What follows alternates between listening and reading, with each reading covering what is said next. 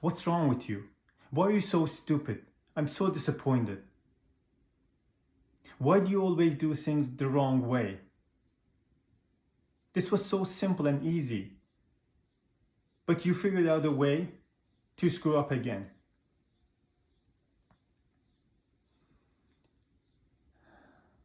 Pause for a second. How did that make you feel?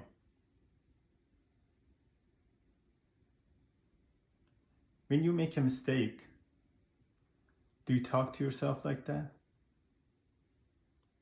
Or others when they make a mistake?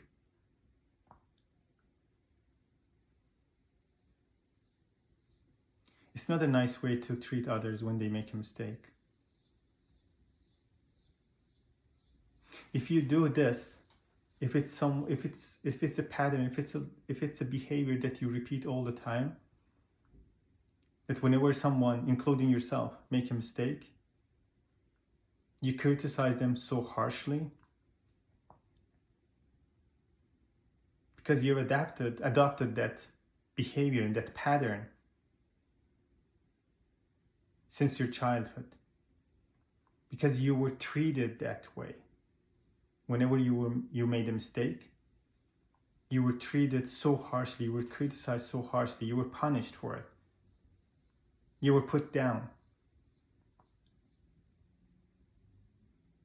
by your parents, by your teacher.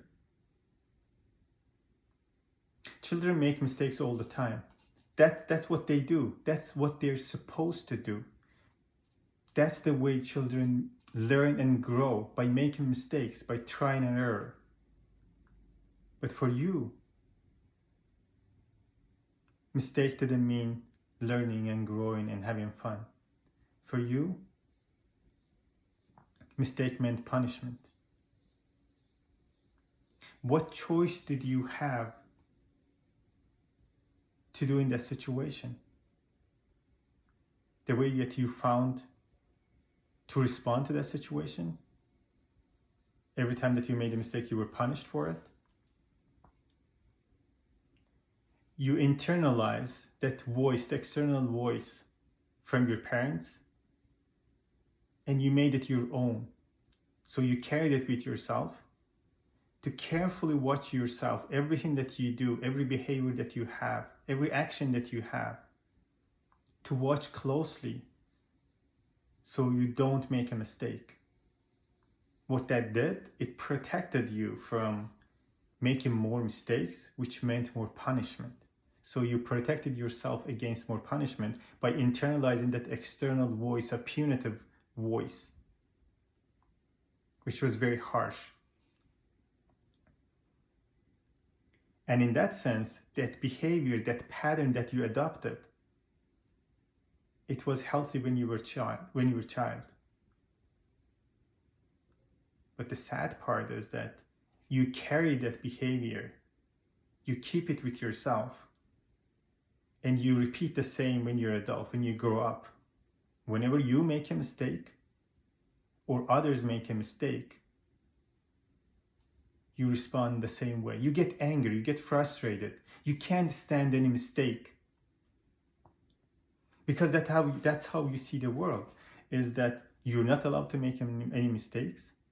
And if you do, you deserve to be punished. You deserve to be put down. You deserve to be harshly criticized. And you can imagine that how that will make you feel. You will feel stupid, you will feel worthless, you will be disappointed in yourself and others. If you're a parent, if you treat your children the same way, imagine that how would they feel if you treat them this way, or your partner. And you can imagine how will that destroy the way that they feel about you in a negative way. It will affect it, and your relationship with them. This is only one of the examples of many destructive and unhealthy patterns that we adopt because of certain specific and certain circumstances that we have in our childhood and the experience that we had. We develop such patterns to protect ourselves. It's our survival mechanism. And then, in that sense, our childhood is healthy, but we carry that to our adulthood, and it becomes unhealthy because we have changed. Our circumstances has changed. Our skill set has changed. We don't have to behave in the same way, which is destructive and unhealthy in our adulthood. In this example, if we behave in this punitive way, not accepting, not acknowledging any mistake that people can make, we will destroy our relationship with ourselves and others. And this is, as I said, this is just one of many destructive life patterns that we adopt in our childhood. And until we identify what are those life patterns, think about it. What are the life patterns, like behavioral patterns that you have? You know that they're wrong. You don't want to do them deep down, but it looks like you don't have a choice. You have to do those. You don't have control over them. Just think about those. We have to identify first, and then find what are the roots of those life patterns, where they're coming from, cognitively, logically, and emotionally.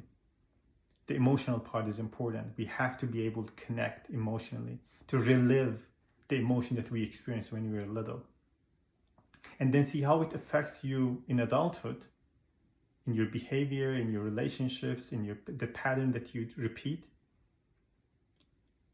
Then once you understand that, once you articulate that, then you need to find a healthier alternative to your unhealthy and destructive pattern. In this case, for example, if you're a punitive person, you have punitive behavior. Another healthy alternative is that every time that you make a mistake, you acknowledge. You become aware of it, and you understand why you did it, what was the reason for it. And if you have a control over it, you can change it, you can try to improve it. That's another alternative, which is not destructive, which is not unhealthy, which doesn't make you feel bad. And you don't do the same to others around you, to your children, to your spouse, to your siblings, to your colleagues, to your friends.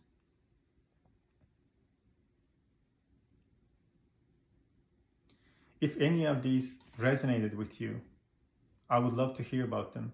Let me know. You can comment below, or you can send me a message. I would love to hear your stories. What are those life patterns? What do you think are the cause of those life patterns that you have, which deep down you know that you want to change them. It's not who you are. But for some reason, it feels that you're trapped there. That's why it's called life trap.